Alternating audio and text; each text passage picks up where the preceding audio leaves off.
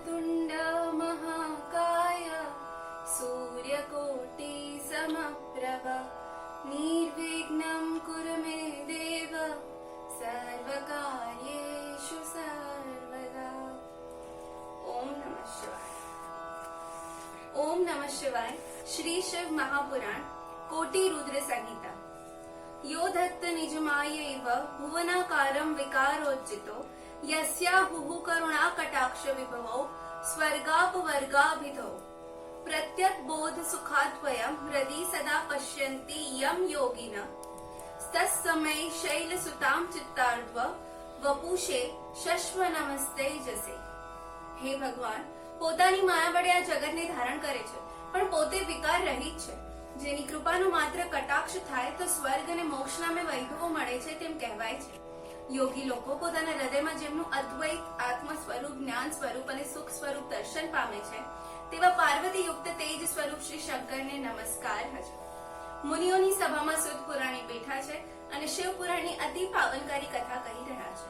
તેમણે મુનિઓને કહ્યું કે હે મહાભાગ્યશાળી સુદ, તમે શિવના અવતારોનું વર્ણન સારી રીતે કર્યું. શતરુદ્ર અવતાર સાંભળી અમે બહુ આનંદ પામ્યા છીએ. તમે શિવ ભક્તોમાં શ્રેષ્ઠ છો અને તમારા મુખમાંથી શિવના યશરૂપી અમૃત અમે સાંભળી રહ્યા છીએ. અમને હજી તૃપ્તિ થઈ નથી. તમે જે શિવલિંગો તથા જ્યોતિર્લિંગો કહ્યા તે બધા દિવ્ય છે, તેનો મહિમા જાણવાની અમારી ઈચ્છા છે. સુત બોલ્યા કે હે મુનિઓ, તમે ધન્ય છે. તમારી ઈચ્છા મુજબ જ્યોતિર્લિંગો સહિત શિવલિંગોની મહાત્મ્ય હું તમને કહું છું. આ મહાત્મ્ય કથાઓ શિવ મહાપુરાણની કોટિ રુદ્ર સંહિતામાં સંગ્રહેલી છે. તે હું મારા પિતા પાસેથી ભણ્યો છું. જ્યોતિર્લિંગોનું મહાત્મ્ય. શિવલિંગોની ગણતરી થઈ શકે તેમ નથી, કારણ કે આખી પૃથ્વી લિંગમય છે. બધા તીર્થો લિંગમય છે અને લિંગોના આધારે જગત ટકી રહ્યું છે. સૃષ્ટિમાં જે કંઈ દેખાય છે, વર્ણવાય છે, અગર કલ્પાય છે, તે બધું શિવમય જ છે, બીજું કંઈ નથી. પૃથ્વી પર, સ્વર્ગમાં અને પાતાળમાં પણ શિવલિંગો રહેલા છે. મનુષ્યો, દેવો અને અસુરો પણ શિવને જ પૂજે છે. લોકોએ ભક્તિપૂર્વક ભગવાન શિવનું જ્યાં જ્યાં સ્મરણ કર્યું ત્યાં ત્યાં તેઓ પ્રકટ થઈ લિંગ સ્વરૂપે રહ્યા છે અને તે લિંગ સ્વરૂપ શિવનું પૂજન કરી ભક્તો સિદ્ધ પામે છે. હવે હું તમને માત્ર મુખ્ય શિવલિંગોનું મહાત્મ્ય કહીશ. આપણે શતરુદ્રના છેલ્લા અધ્યાયમાં 12 જ્યોતિર્લિંગોની કથા સાંભળી છે. સૌરાષ્ટ્રમાં સોમનાથ, શ્રીશૈલ ઉપર મલ્લિકાર્જુન, ઉજ્જૈનમાં મહાકાલ, ઓમકારમાં પરમેશ્વર, હિમાલય ઉપર કેદારેશ્વર, ડાકિનીમાં ભીમાશંકર, કાશીમાં વિશ્વનાથ, ગૌતમી કિનારે ત્ર્યંબકેશ્વર, ચિત્તાભૂમિ પર વૈદ્યનાથ, દારૂકા વનમાં નાગેશ્વર, સેતુબાંધુ પર રામેશ્વર અને શિવાલયમાં ઘુષ્મેશ્વર. આ 12 જ્યોતિર્લિંગોના નામોનું સવારે સ્મરણ કરવાથી સર્વ પાપો નાશ પામશે. કામનાવાળા લોકોને કામની સિદ્ધિ થશે અને નિષ્કામ લોકોને મોક્ષ પ્રાપ્ત થશે. આ 12 જ્યોતિર્લિંગોનું નૈવેદ્ય ગ્રહણ કરી શકાય છે અને નૈવેદ્ય ગ્રહણ કરવાથી પાપો ભસ્મ થાય છે. જે કોઈ 6 માસ સુધી જ્યોતિર્લિંગોનું પૂજન કરશે તે અવશ્ય મુક્ત બની પુનર્જન્મથી છૂટશે. જ્યોતિર્લિંગના દર્શન કરનાર હર કોઈ મનુષ્ય ઉત્તમ કુળમાં જન્મ પામી શુભ કાર્યો કરી અવિનાશી મુક્તિ મેળવે છે. માટે જ્યોતિર્લિંગના દર્શન અવશ્ય કરવા. હવે તમને ઉપલિંગોનું મહાત્મ્ય કહું છું.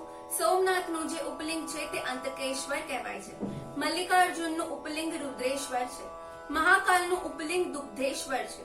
ઓમકારનું ઉપલિંગ કર્દમેશ્વર છે, જે બિંદુ સરોવર પર છે. કેદારેશ્વરનું ઉપલિંગ ભૂતેશ્વર છે. ભીમશંકરનું ઉપલિંગ ભીમેશ્વર છે. નાગેશ્વરનું ઉપલિંગ ભૂતેશ્વર છે, તે સરસ્વતીના કિનારે આવેલું છે. રામેશ્વરનું ઉપલિંગ ગુપ્તેશ્વર છે અને ઘુષ્મેશ્વરનું ઉપલિંગ વ્યાઘ્રેશ્વર કહેવાય છે. આ મુખ્ય ઉપલિંગો છે. બીજા શિવલિંગોનું મહાત્મ્ય. શિવની જટામાંની જેનો પૃથ્વી ઉપર જન્મ થયો છે તે પવિત્ર પાવનકારી નદી ગંગાને કિનારે કાશી નગરી શિવનું પ્રસિદ્ધ ધામ છે. ત્યાં મુખ્ય શિવલિંગ અવિમુક્તેશ્વર છે. તે ઉપરાંત કૃતિવાસેશ્વર, દશાશ્વમેઘમ, તિલભાંડેશ્વર પણ છે. સાગર સંગમ આગળ સંગમેશ્વર છે. ગંડકી નદીના કિનારે બટુકેશ્વર છે અને ફાલ્ગુને કિનારે પુરેશ્વર છે. તે સુખદાયક ગણાય છે. ઉત્તરમાં પટના પાસે દુરેશ્વર છે. દધીચીના સંગ્રામની ભૂમિ પર શૃંગેશ્વર, વૈદ્યનાથ અને જપ્યેશ્વર પ્રખ્યાત છે. તપ્તકા નદીના કિનારે કુમારેશ્વર, સિદ્ધેશ્વર અને સૈનેશ્વર છે. પૂર્ણાના કિનારે રામેશ્વર, કુંભેશ, નંદીશ્વર, પુંચેશ તથા પૂર્ણક મુખ્ય છે. અયોધ્યા નગરમાં નાગેશ પ્રખ્યાત છે અને સૂર્યવંશીઓ માટે સુખદાયક છે. પુરુષોત્તમ પુરીમાં ભુવનેશ અને લોકેશ, કામેશ્વર, ગંગેશ અને શુક્ર સિદ્ધ લોકોના હિત માટે સ્થપાયા છે. સિંધુ નદીના કિનારે કૃપાલેશ્વર તથા વકત્રેશ્વર અને પૂર્ણસાગરનો સંયોગ છે. ત્યાં વિમલેશ્વર, કંટકેશ્વર અને ધરતુકેશ રહેલા છે. આબુ ઉપર કરદમેશ્વર, કોટીશ્વર તથા અચલેશ્વર શ્રેષ્ઠ ગણાય છે. ચિત્રકૂટ પર્વત પર મત્તંગ ચેત્રંગ નામનું શિવલિંગ બ્રહ્માએ સ્થાપેલું છે. તેની પૂર્વમાં કોટેશલિંગ છે. ગોદાવરીની પશ્ચિમે પશુપતિ અને દક્ષિણે અત્રીશ્વર છે. આ અત્રીશ્વર તરીકે શિવ પોતે અનસૂયા સતીને સુખ આપવા પ્રગટ થયા હતા. તેમની કૃપાથી અનાવૃષ્ટિ વખતે લોકોને જીવત દાન મળ્યું હતું. સુતનું આવું વર્ણન સાંભળીને મુનિઓ બોલી ઉઠ્યા કે હે સુત, આ અત્રીશ્વર લિંગ પ્રકટ થયું અને સતી અનસૂયા ઉપર કૃપા કરી તે પ્રસંગ વિસ્તારથી કહી સંભળાવો. અનસૂયા અને અત્રિ ઋષિનું તપ. સુત કહેવા લાગ્યા કે હે મુનિઓ, શિવ કથા સાંભળવામાં તમારો ભાવ ઉત્તમ છે. તમે સતી અનસૂયા અને અત્રિ મુનિની કથા સુખેથી સાંભળો. દક્ષિણ દિશામાં ચિત્રકૂટ પાસે કામદ નામે વન છે. ત્યાં સત્પુરુષો તપ કરે છે. પૂર્વે દૈવ યોગે 100 વર્ષ સુધીની અનાવૃષ્ટિ થવાથી સર્વ પ્રાણીઓ દુખી થઈ ગયા હતા. વૃક્ષો સુકાઈ ગયા હતા. પાણી ક્યાંય મળતું ન હતું. કઠોર વાયરા વાતા હતા અને સર્વત્ર હાહાકાર થઈ રહ્યો હતો. જાણે કે સૃષ્ટિનો સંહારકાળ નજીક આવતો હોય તેવું દેખાતું હતું. હે સજ્જનો, એ સંહારના સ્વામીના નેત્રની ભ્રમરનું એક કંપન માત્ર સૃષ્ટિને સંહારવા પૂરતું છે. કવિ મેઘાણીએ ગાયું છે કે સંહારના સ્વામી થોડા ડોલ જોહોજી, ભમ્મરથી ભૂકંપોને ખેર જોહોજી. દેવા પાપણને સુપડલે, સ્વામી પાપણને સુપડલે રે. સોજો ધરતીના કસ્તર ઝાટકી હોજી, સાંધણ ન રાખો એક વાલ ના હોજી. દીઠે દાવા નળ ચેતાવ્યા, ચોગમ હુતાશન ચેતાવ્યા. સળગ્યા સિંધુ ને સળગ્યા સાયરા હોજી, સંહારના સ્વામી થોડા ડોલ જો હોજી. સતીએ આવો કપરો સમય જોઈ મુનિને કહ્યું કે હે નાથ, મારાથી આવું દુઃખ જોવાતું નથી.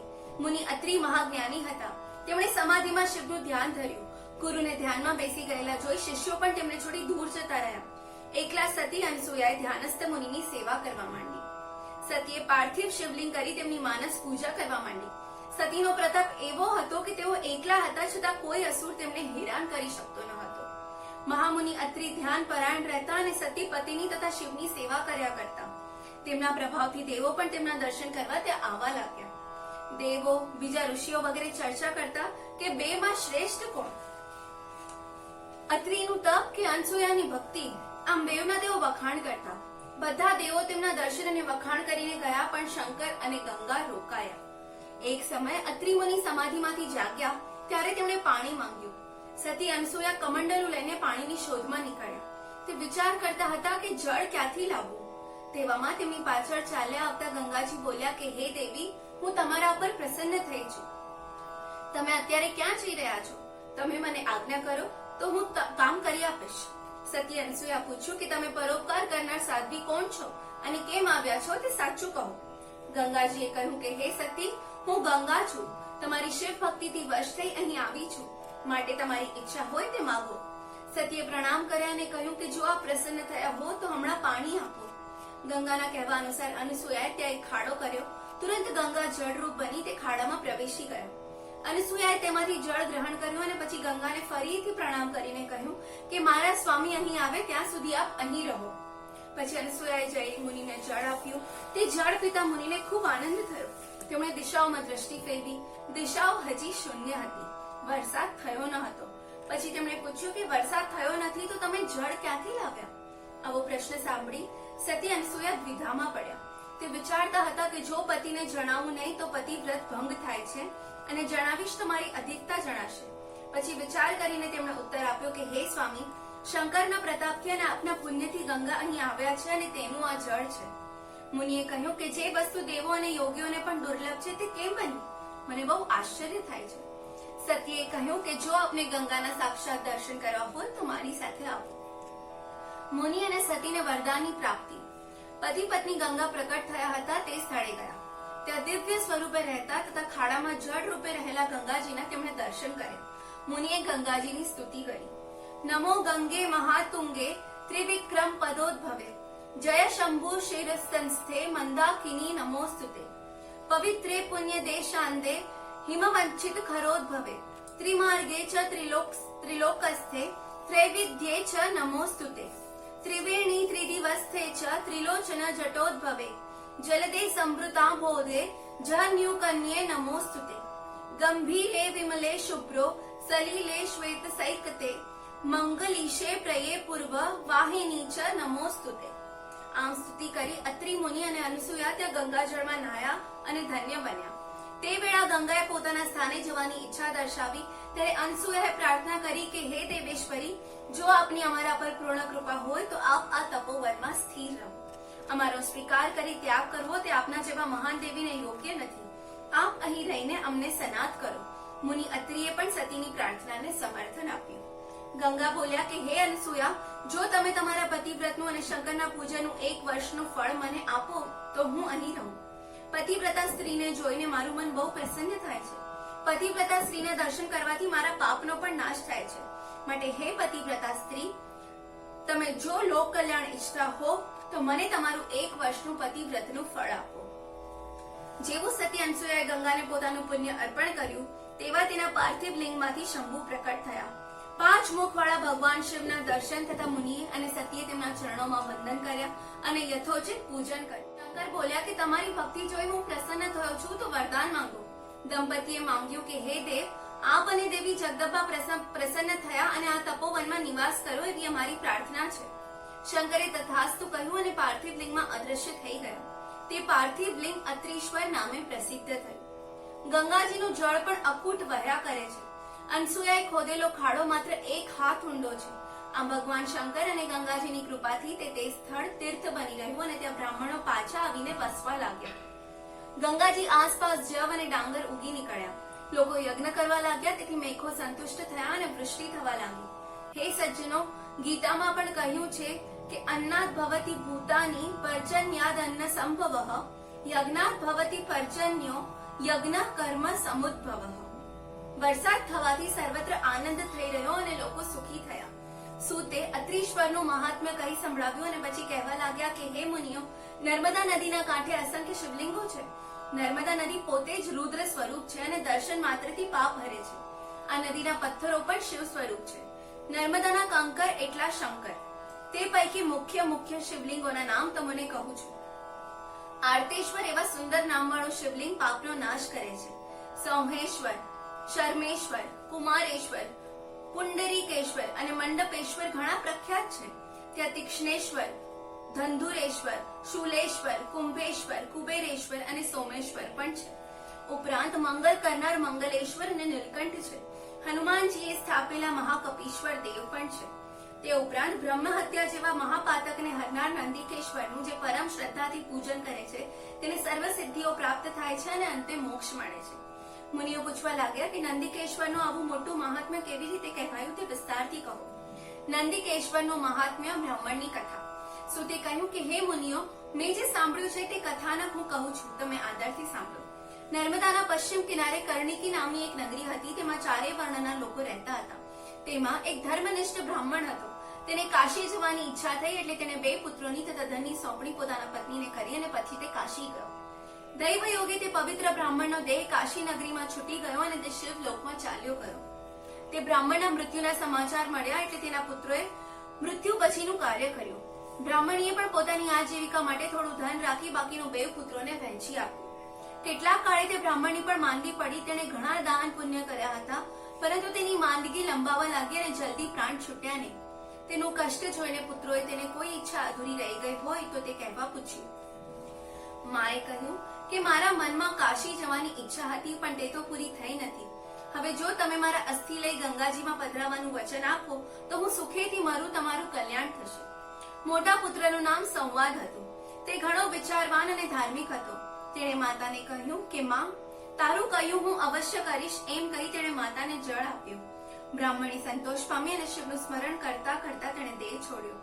તેનું મરણ કાર્ય પૂર્ણ કરીને મોટો પુત્ર તેના અસ્થિની પોટલી બાંધી એક સેવકને સાથે લઈ ગંગાજીમાં પધરાવા ચાલી નીકળ્યો. બ્રાહ્મણ પુત્રે જોયેલું આશ્ચર્ય, ગાય વાછરડાનો સંવાદ. પ્રવાસ કરતો બ્રાહ્મણ પુત્ર 20 યોજન ચાલ્યો અને રાત્રિ પડી એટલે એક નાના ગામે બ્રાહ્મણને ઘરે રાતવાસો કર્યો. ઘર માલિક બ્રાહ્મણ હજી ઘરે આવ્યો ન હતો. તેના આંગણામાં એક ધોળી ગાય બાંધેલી હતી. બ્રાહ્મણે આવીને તે ગાય દોવાની તૈયારી કરી. બ્રાહ્મણી ગાય દોવા લાગી. બ્રાહ્મણે વાછરડાને ધાવતો હતો ત્યાંથી ખેંચી ખીલે બાંધવા માંડ્યો, પણ વાછરડો ખેંચા ખેંચી કરી બ્રાહ્મણને લાત મારવા લાગ્યો. ક્રોધ ચડવાથી બ્રાહ્મણે બાંધવાની દોરી વતી વાછરડાને ખૂબ માર્યો અને પછી ગાય દોવાઈ ગઈ તો પણ ધાવવા માટે વાછરડાને છોડ્યો નહીં. બ્રાહ્મણના વર્તનથી દુઃખી થયેલી ગાય રડવા અને આંસુ સારવા લાગી. તેને દુઃખી થતી જોઈ વાછરડો પૂછવા લાગ્યો કે હે માં, તું કેમ રડે છે? ગાયે કહ્યું કે આ દુષ્ટ બ્રાહ્મણે તને માર્યો તેથી મને દુઃખ થાય છે અને રડવું આવે છે. વાછરડો માતાને સમજાવવા લાગ્યો કે હે માતા, આપણે પ્રારબ્ધથી બંધાયા છીએ એટલે આપણે શું કરી શકીએ? આપણે પૂર્વે જે કર્મ કર્યા હશે તેનું ફળ આપણે ભોગવી રહ્યા છીએ. કર્મ કરતી વખતે પ્રાણી હસે છે પણ ફળ ભોગવતા તેને રડવું પડે છે. આપણને આ બ્રાહ્મણ દુઃખ દે છે તે વાત ખોટી છે. પોતાના કર્મના લીધે જ દુઃખ અને સુખ થાય છે. માટે કર્મ સર્વોપરી છે. બધા જીવો કર્મથી જ બંધાયા છે, માટે તું શોક કર માં. ગાય બોલી કે પુત્ર, હું બધું સમજુ છું તો પણ માયાથી ઘેરાઈ દુઃખ પામું છું. મારા દુઃખની શાંતિ થતી નથી. વાછરડે કહ્યું કે તું બધું સમજે છે તો પછી શા માટે રડે છે? ગાયે એક નિસાસો નાખ્યો અને બોલી કે મને જેવું દુઃખ થાય છે તેવું જ દુઃખ બ્રાહ્મણને થાય ત્યારે મને શાંતિ થશે. સવારે હું તેના પુત્રને શિંગડાથી એવો મારીશ કે તત્કાળ તેનું મૃત્યુ થશે. આ વાત તું નક્કી માનજે. વાછરડો ફરીથી કહેવા લાગ્યો કે માં, પૂર્વે કરેલા કર્મનું ફળ તો આપણે ભોગવી રહ્યા છીએ, તેમાં તું બ્રહ્મ હત્યાનું પાપ શા માટે વધારે છે? જ્યારે પુણ્ય અને પાપના પલ્લા સરખા થાય છે ત્યારે આ ભારત દેશમાં જન્મ મળે છે, પછી તે બેવ ભોગવીને પ્રાણ મુક્તિ પામે છે. હે માતા, તું વિચાર કર કે હું તારો પુત્ર છું અને તું મારી માતા છે. એ પણ એક જાતનું અભિમાન છે અને તે ખોટું છે. આ જગતમાં કોઈ કોઈનું સગું નથી. દરેક પોતાના કર્મ લઈને આવે છે અને ભોગવીને ચાલ્યું જાય છે. માટે આ લોકમાં કે પરલોકમાં સુખ પામવા ઈચ્છનારને સારું કર્મ કરવું જોઈએ. ગાય ફરીથી કહ્યું કે દીકરા, માયા મને છોડતી નથી. મમતાનું દુઃખ બહુ મોટું છે. તું મારો પુત્ર છે તે હું કેમ ભૂલું? તને બ્રાહ્મણે અપરાધ વગર માર્યો, તેનો બદલો હું તેને અવશ્ય આપીશ. તેથી બ્રહ્મ હત્યા લાગશે, પણ આ લોકમાં બ્રહ્મ હત્યાનો નાશ થાય છે તે જગ્યા મેં જોઈ છે, એટલે તે પાપથી હું મુક્ત થઈ રહીશ. પછી વાછરડો મૌન રહ્યો. પેલો મુસાફર બ્રાહ્મણ ગાય વાછરડાનો આ સુંદર સંવાદ સાંભળતો હતો. ગાયે કહ્યું કે તે પ્રમાણે તેનું આચરણ જોઈને પછી પ્રવાસમાં આગળ વધવાનો તેણે નિશ્ચય કર્યો અને પછી શિવ સ્મરણ કરતો સૂતો. હે સજ્જનો, વિચાર કરો. આ કથામાં આપણે બે માતાઓના દર્શન કર્યા. બ્રાહ્મણીએ પુત્રોને મોટા કર્યા, પણ તેના મનમાં કાશીની યાત્રા કરતાની ઈચ્છા અપૂર્ણ રહી ગઈ, એટલે તેના પ્રાણ જલ્દી નીકળતા ન હતા. આને વાસના કહે છે. તેના પુત્રે તેના અસ્થિને ગંગામાં પધરાવવા વચન આપી માના સ્થૂળ શરીરની મુક્તિ કરાવી. ગાયને પોતાના વાછરડા પ્રત્યે મમતા છે, તેથી વાછરડાને મારનાર બ્રાહ્મણ સામે વેર લેવા તૈયાર થઈ છે. વાછરડો સમજાવે છે, પણ માતાને થયેલો મોહ એને જ્ઞાન થવા દેતો નથી. ગાયમાં એક વિશિષ્ટતા છે. તે જાણે છે કે બ્રાહ્મણના પુત્રની હત્યા કરવાથી લાગેલું પાતક ક્યાં નાશ કરી શકાશે, એટલે તેને તેવા પાતક થવાનો કોઈ ભય નથી. શંકરની કૃપાથી એક જ તીર્થ સ્થાને ગાયનું પાતક હર્યું છે અને બ્રાહ્મણીને દિવ્ય દેહે શિવલોક આપ્યો છે. નંદિકેશ્વર મહાત્મ્ય. બીજે દિવસે ધરધણી બ્રાહ્મણ ઉઠ્યો ત્યારે તેણે મહેમાનને જગાડ્યો અને સવારમાં વહેલા પ્રવાસમાં નીકળી જવા કહ્યું. રાત્રે ગાય વાછરડાની વાત સાંભળી પરમ આશ્ચર્ય અને કુતૂહલ પામેલો હતો, તેથી બ્રાહ્મણે બહાનું કાઢ્યું કે શરીરમાં પીડા થાય છે એટલે થોડો મોડો નીકળીશ. ધરધણીને બીજે કઈ કામ હતું એટલે તે ચાલ્યો ગયો અને પુત્રને ગાય દોડાવી લેવા કહેતો ગયો. ગાય દોવાનો સમય થયો એટલે બ્રાહ્મણી ગાય દોવા આવી અને તેના પુત્રે વાછરડાને છોડ્યો. ધાવતા વાછરડાને ખેંચી લીધો ત્યારે ગાયે ક્રોધે ભરાઈ શિંગડાથી બ્રાહ્મણ પુત્રને માર્યો. મર્મ સ્થાનમાં વાગવાથી મૂર્છા પામી તે મરણ પામ્યો. લોકો એકઠા થઈ ગયા. મોટો હાહાકાર થતો હતો. માતા રડવા કળવા લાગી અને તેણે ગાયને માર મારી ઘરની બહાર કાઢી મૂકી. ગાય તરફ જોઈ લોકોને આશ્ચર્ય થયું. તેનો રંગ ફરી ગયો હતો. દૂધ જેવો સફેદ વાન શ્યામ બની ગયો હતો. તેને બ્રહ્મ હત્યા લાગી હતી. આ બધી ધમાલમાં પેલો મુસાફર બ્રાહ્મણ અને તેનો સાથી ઘર બહાર નીકળી તે ગાયની પાછળ ચાલવા લાગ્યા. ગાય તો પૂંછડું ઊંચું કરી દોડતી નર્મદા કિનારે ગઈ. તે આવી પહોંચી નંદિકેશ્વર પાસે આવી અને તેણે નર્મદાના જળમાં 3 વાર ડૂબકીઓ મારી એટલે તેનો વાન અગાઉ જેવો સફેદ બની ગયો. બ્રાહ્મણ સમાજ પણ તે જોઈને પરમ વિસ્મય પામ્યો અને તે તીર્થ સ્થાને તેણે તથા તેના સેવકે સ્નાન કર્યું અને નર્મદાની સ્તુતિ કરી. સબિંદુ સિંધુ રસ ખલત રંગ ભંગ રંજિતમ द्विषत्सु पाप जात जातकारी वारि संयुतम कृताद तत्काल भूत भीतिहारी परमदे त्वदीय पाद पंकजम नमामि देवी नर्मदे त्वदम्बुली नदी नमीन दिव्य संप्रदायकम कलौ मलोधार भार हरि सर्वतीर्थनायकम सुमच्छ कच्छ नक्र चक्र चक्रवाक शर्मदे त्वदीय अलक्ष लक्ष लक्ष लक्ष पाप लक्ष सार सायुधम ततस्तु जीव जंतु तंतु भुक्ति मुक्तिदायकम विरिंचि विष्णु शंकर स्वकीय धाम वर्मदे त्वदीय महागंभीर नीर पूर पाप धूत भूतलम ध्वनस्तमस्त पातकारितारिता पदम जलम जगल्लये महाभये मृकुन् सुनु रमयते त्वदीय गतं तदैव मे भयं त्वदम्बु वीक्षितं यदा मृकुण्ड सूनु शौनकासुरारि सेवि सर्वदा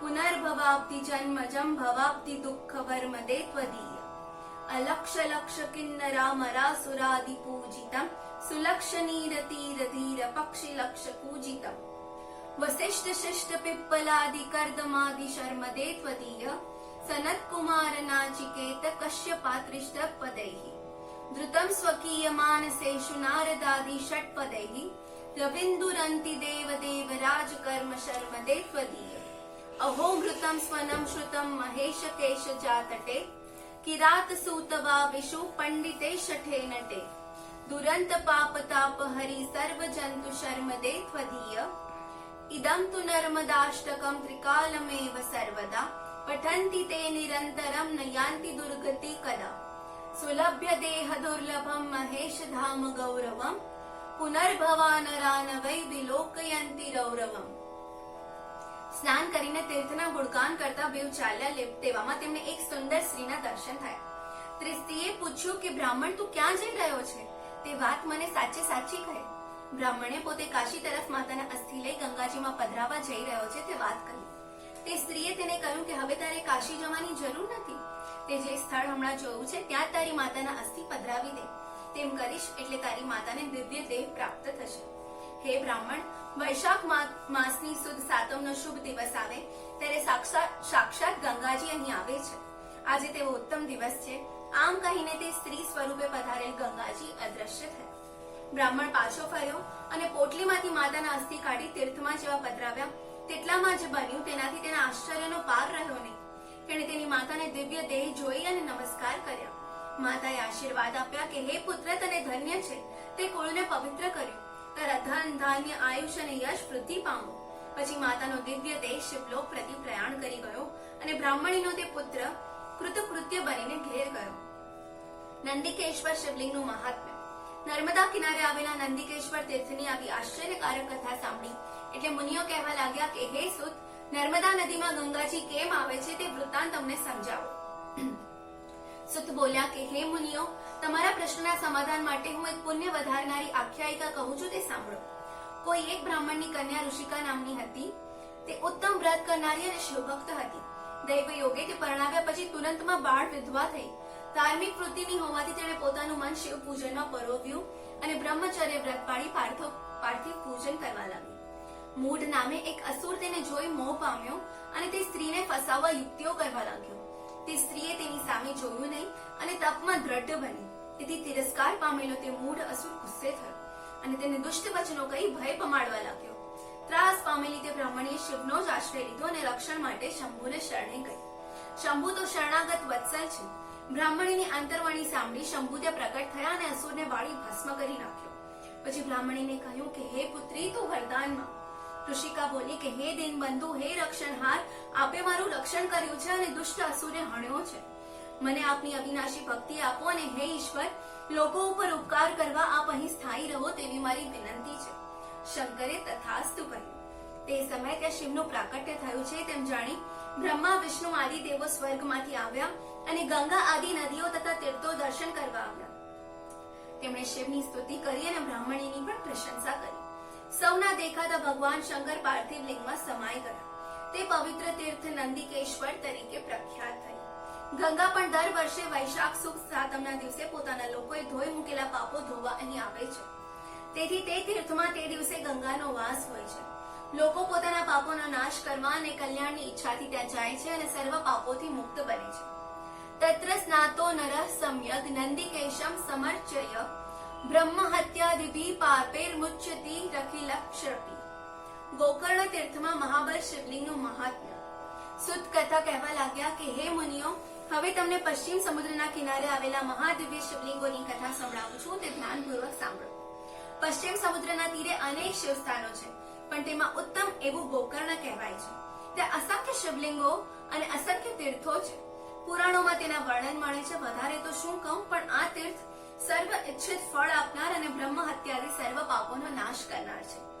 આ સ્થળે સત્યયુગમાં શંકર ધોળા વાનવાળા, ત્રેતામાં લાલ વર્ણવાળા, દ્વાપર યુગમાં પીળા રંગના અને કલિયુગમાં કાળા થયા છે.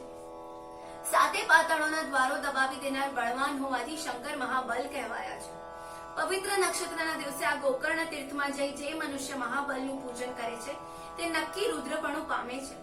રાવણ ઘોર તપ કરીને શિવલિંગ મેળવી જઈ રહ્યો હતો ત્યારે તેની પાસેથી પોતે જ ગણનાયક બનીને ત્યાં સ્થાપના કરાવી હતી.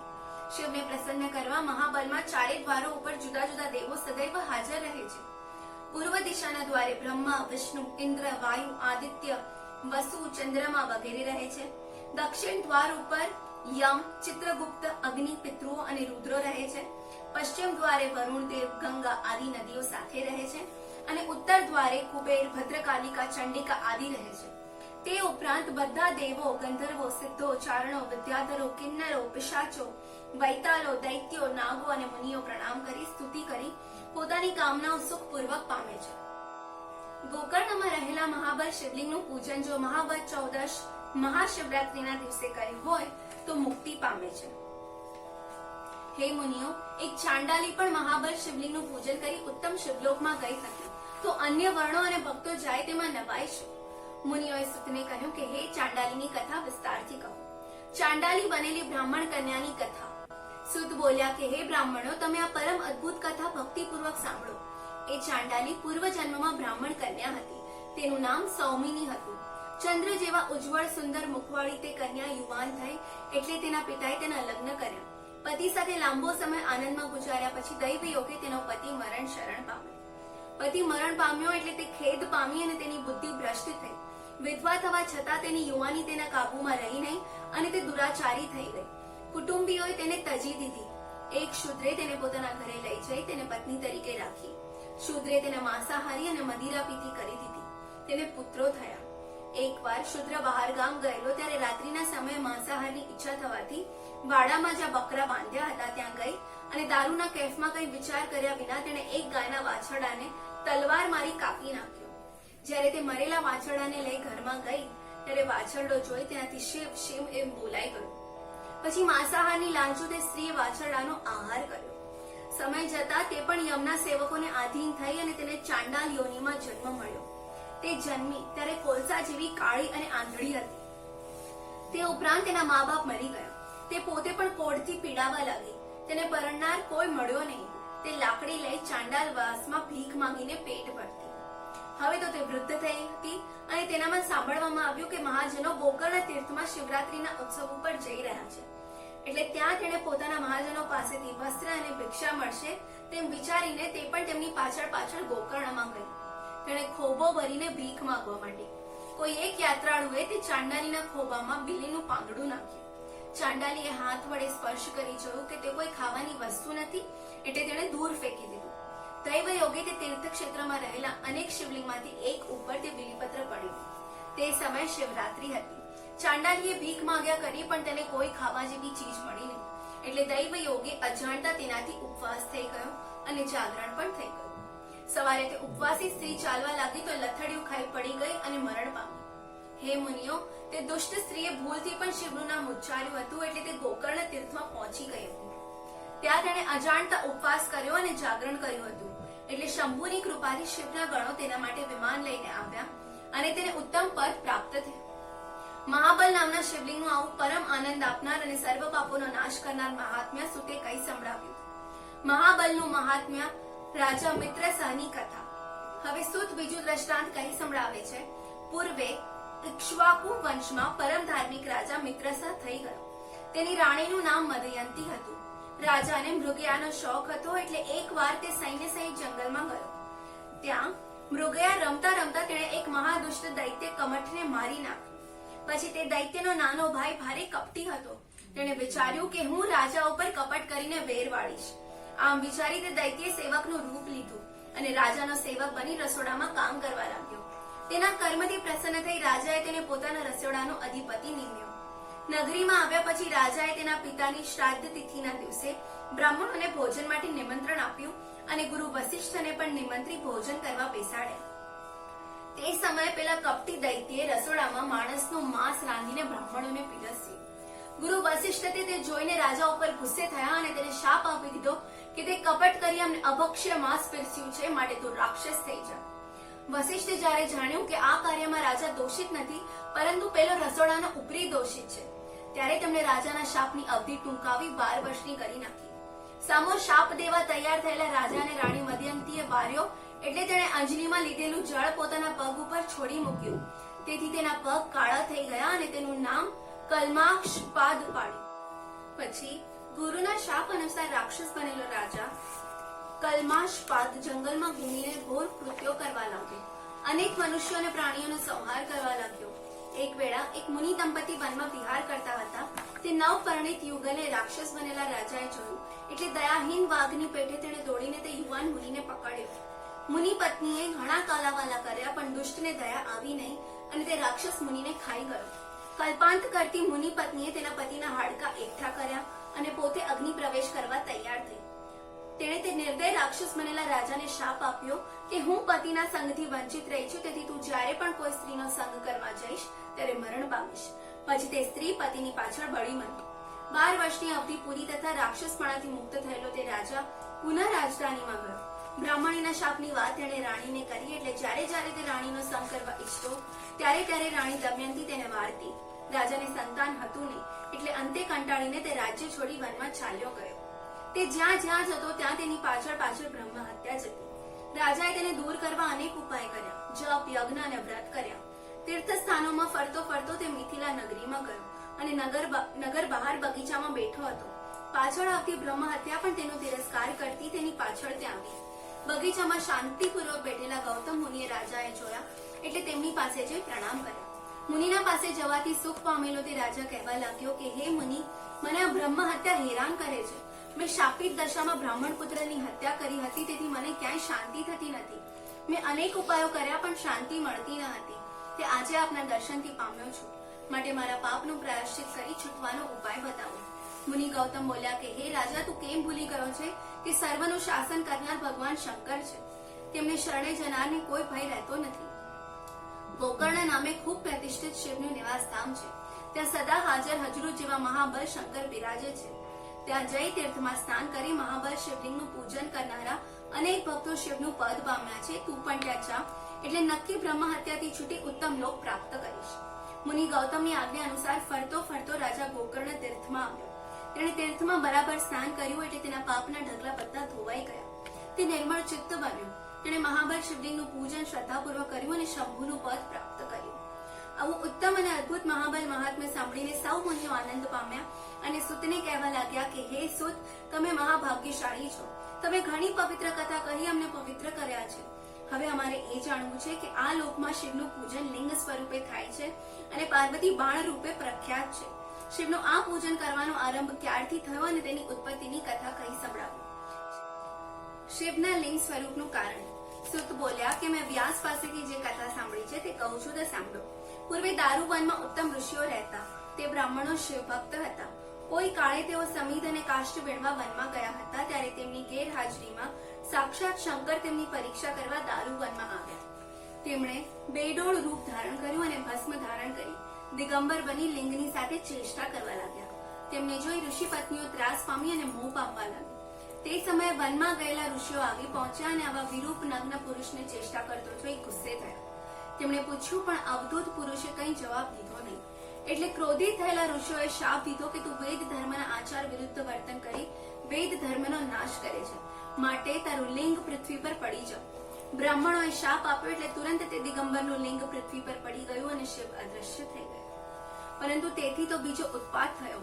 તે લિંગ જ્યાં પડ્યું તે અગ્નિની પેટે સર્વને બાળવા લાગ્યું. તે પાતાળમાં ગયું, સ્વર્ગમાં ગયું, પણ ક્યાંય સ્થિર રહ્યું નહીં. ઋષિઓ, દેવો અને બીજા કોઈ શંકરના અદ્ભુત કૌતુકને ઓળખી શક્યા નહીં. સર્વે દુઃખી થઈને છેવટે બ્રહ્માને શરણે ગયા.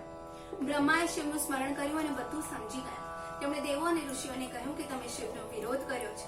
વળી ધર્માચારનો પણ ભંગ થયો છે, કારણ કે બપોરના વખતે આવેલા અતિથિનો જો સત્કાર ન કરાય તો તે પોતાનું પાપ મૂકી દઈ ધરધરણીનું પુણ્ય લઈ જાય છે. શિવ પોતે તમારે ત્યાં અતિથિ તરીકે આવ્યા હતા, તેનો તમે સત્કાર ન કર્યો અને તેમના અદ્ભુત સ્વરૂપને ઓળખ્યા વગર માત્ર તેમની બાહ્ય ચેષ્ટા જોઈ તમે ક્રોધ કર્યો. હવે તમારા શાપથી તૂટી પડેલું શિવલિંગ સ્થિર થાય તેવો પ્રયાસ તમે કરો. હું તેનો ઉપાય બતાવું છું, તે મુજબ તમે કરો એટલે સર્વને શાંતિ પ્રાપ્ત થશે. હે દેવો, તમે દેવી પાર્વતીની આરાધના કરો. શિવ અને શિવા એક જ છે. જો દેવી પાર્વતી યોની રૂપ ગ્રહણ કરે તો શિવલિંગ સ્થિરતા પામશે. દેવીને પ્રસન્ન કરવા તમે વિધિપૂર્વક પૂજન કરો. અષ્ટદળ ઉપર કુંભ સ્થાપન કરી તેમાં તીર્થજળ ભરી જવ અને ધરો મૂકવા. વેદ મંત્રોથી તેનું પૂજન કરી શિવનું સ્મરણ કરવું. પછી શિવલિંગ ઉપર શતરુદ્રીય મંત્રો વડે પ્રોક્ષણ કરવું એટલે લિંગ શાંતિ પામશે. પછી પાર્વતી રૂપ બાણની મધ્યમાં તેની સ્થાપના કરવી અને ફરીથી મંત્રો વડે અભિષેક કરી ચંદન, પુષ્પ, ધૂપ, દીપ નૈવેદ્ય ધરાવી સંતુષ્ટ કરવા. પછી પ્રાર્થના અને સ્તુતિ પાઠ કરવા. આમ કરશો એટલે ત્રણેય લોકમાં સુખ થશે. બ્રહ્માને આગળ કરી સગળા દેવો અને મુનિઓ શિવને શરણે ગયા અને વિધિ પૂજક પૂર્વન કરી પ્રાર્થના કરી. ધર્મની સ્થિરતા માટે પ્રસન્ન થયેલા શિવ અને જગદંબાએ તે વખતે બાણ અને લિંગરૂપી સ્વરૂપો ધારણ કર્યા. તે શિવલિંગને હાટકેશ નામે ઓળખાવાય છે. આ રીતે શિવા અને શિવનું અભેદ સ્વરૂપ પ્રખ્યાત થયું અને તેમનું પૂજન કરીને લોકો સુખ પ્રાપ્ત કરે છે. સુતે પૂછ્યું કે બ્રાહ્મણો, હવે તમારે બીજું શું સાંભળવી છે? મુનિઓ બોલ્યા કે આપની કથા સાંભળી અમારા મનનો સંદેહ દૂર થયો છે. શિવ અને શિવાનું અભેદ સ્વરૂપ સમજાવવા આવું લૌકિક રૂપક કથા સ્વરૂપે કર્યું છે. તેથી ભૌતિક લિંગ નહીં પણ શિવના સાચા તત્વનું જ્ઞાન થયું છે. હવે તમે અંધકેશ્વર શિવલિંગનું મહાત્મ્ય પ્રેમથી કઈ સંભળાવો. અંધકેશ્વર શિવલિંગનું મહાત્મ્ય. સુત કહે છે કે પૂર્વે અંધકાસુર નામે એક મહાપરાક્રમી દૈત્ય થઈ ગયો. યુદ્ધકાંડમાં તેની કથા વિસ્તારથી કહી હતી, અહીં ટૂંકમાં કહું છું. તે એક ખાડાનો આશ્રય કરીને રહેતો હતો અને દેવોને પીડા કરી પાછો ખાડામાં પેસી જતો. દેવો તેનાથી ત્રાહીમામ પોકારી ગયા એટલે શંકરને શરણે ગયા અને વારંવાર સ્તુતિ કરી તેમને પ્રસન્ન કરી પોતાનું દુઃખ દૂર કરવા પ્રાર્થના કરી. શંકરે કહ્યું કે હે દેવો, તમે સૈન્ય લઈ તેની સાથે યુદ્ધ કરવા જાઓ, હું પણ ગણો સહિત ત્યાં આવું છું. દેવો અંધક દૈત્યના ખાડા પાસે ગયા અને તેની સાથે યુદ્ધ કરવા લાગ્યા. શિવની કૃપાથી દેવો બળવાન થયા હતા એટલે તેમનાથી ત્રાસીને દૈત્ય જેવો ખાડામાં પેસી જવા નાઠો તેવો તેને શંકરે ત્રિશૂળથી પરોવી દીધો. અંતકાળ નજીક જાણી અંધકે શંકરની સ્તુતિ કરી કે હે પ્રભુ, અંતકાળે આપના દર્શન પામે તેને આપનું સ્થાન પ્રાપ્ત થાય છે. શંકરે પ્રસન્ન થઈ તેને વરદાન માંગવા કહ્યું. અંધક દૈત્યે શિવની ખૂબ સ્તુતિ કરી અને માંગ્યું કે મને આપની ભક્તિ આપો અને વિશેષ કૃપા કરીને આપ આ સ્થાને રહો. શંકરે તથાસ્તુ કહી તેને ખાડામાં મૂકી દીધો અને પોતે પણ ત્યાં લિંગ સ્વરૂપે રહ્યા. તે શિવલિંગ અંધકેશ્વર નામથી પ્રસિદ્ધ છે. તેનું જે કોઈ પૂજન કરે છે તેને 6 માસમાં ઇષ્ટ સિદ્ધિ થાય છે. જે કોઈ બ્રાહ્મણ માત્ર પોતાની આજીવિકા માટે શિવલિંગનું પૂજન કરે છે તેને દેવલક કહેવામાં આવે છે. સુતે આ પ્રમાણે કહ્યું એટલે મુનિએ પૂછ્યું કે દેવલકનું કાર્ય શું હોય તે તમે વિસ્તારથી કહો. શિવોહમ શિવોહમ શિવોહમ નમઃ પાર્વતી પતે હર હર મહાદેવ હર. ઓમ નમઃ શિવાય.